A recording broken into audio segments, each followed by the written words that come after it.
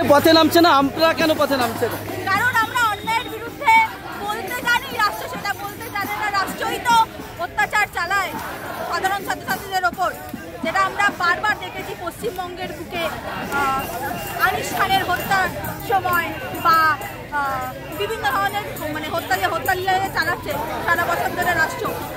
সেটা আমরা দেখেছি যে তারা হত্যা করে, তারা হত্যার বিরুদ্ধে নামে না, ছাত্রছাত্রীরা হত্যার বিরুদ্ধে নামে, তারা প্রতিবাদ করে।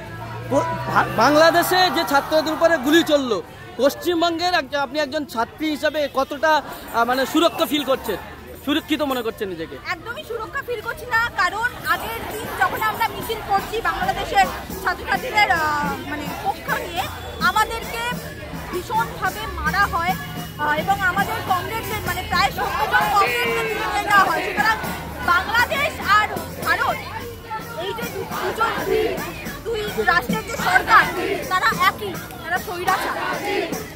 আপনার নাম? আমার নাম নেহা চক্রবর্তী।